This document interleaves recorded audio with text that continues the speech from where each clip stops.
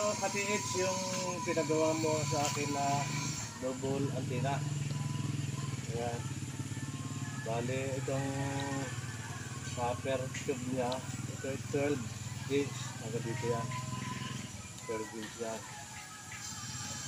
At ito katiits yung dito nilalagay yung bala. Ayan. Yan ako. Dito. Tapos kapag nilagay dito yung bala, ito, tulad nito. Ito yung bala, gold dito, 24 carats. Ayan. Dito lang ilalagay yan. At pwede rin naman dito.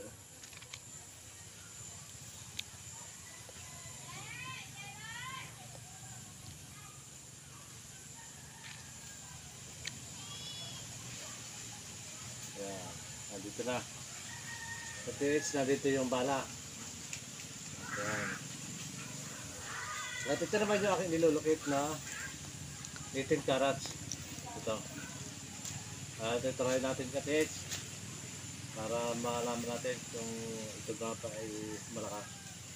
Ito hindi naman siya ganon kabilis umikot sa aking ginagawang triple antenna at saka single antenna, sapagkat ito katiits, ito ay medyo mabigat yung dulo niya kasi may mga load ako nilalagay dito.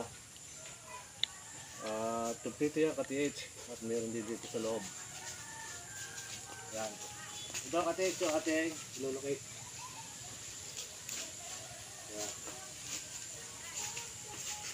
Ito katiits, palapitin mo ito. Yan. 45 degrees. Yan. 45 degrees. Yan. 45 degrees katiits.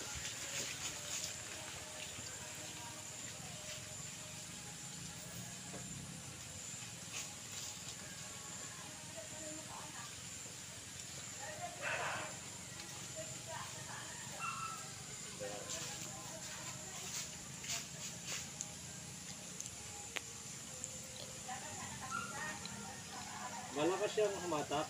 Pag nakahatak siya, dire-diretso. Pagka hinihila ito ng gold. Yung gawa ko kasi ito yung locator na hinihila ng gold.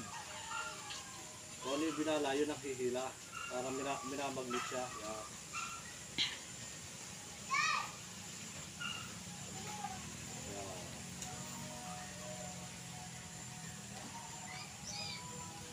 Try natin katiits na ito ay lapitan.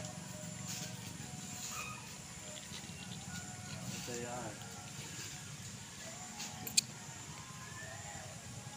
Yan. Ito katiits yung ating target. Yan. Ito nasa lalim. Yan.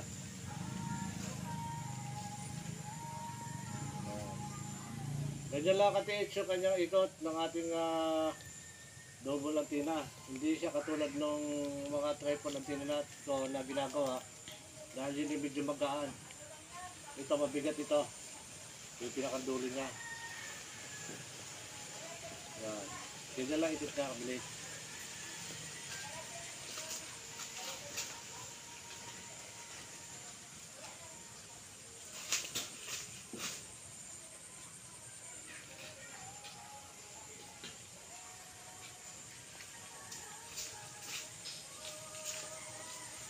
Yan, tapat. Yan. Ito. Tapos siya, pag siya ay pabilis na, pabilis. Yan.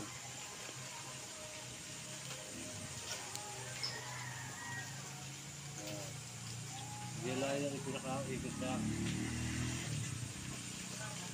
Bilis siya.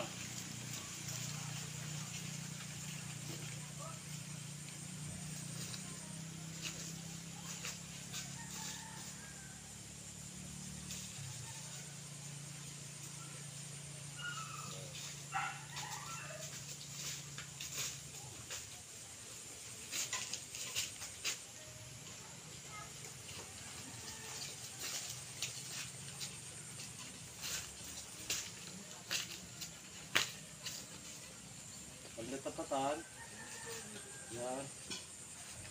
Yan.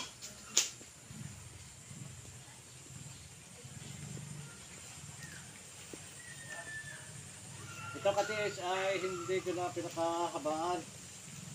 Dahil kapag pinakahabaan ko ito, sasabi ko ito dito, hindi na maganda, parang nakadipa ka na. Dapat normal lang, tama lang. Yan. Dapat tama lang ito katiis. Ito mga ganito. Yan. Kasi pagka ito ay mahaba, hindi nakagano ka na, ang hirap na paggalawin. Ang paggalawin. At pagka tama lang, normal lang. Yan, gano'n lang siya. Yan. Lalo pagka nakaroon ng pre-sisig. Ito katiits yun. Dalawang katina na yung ginagawa. Yan. Sige mga katiits.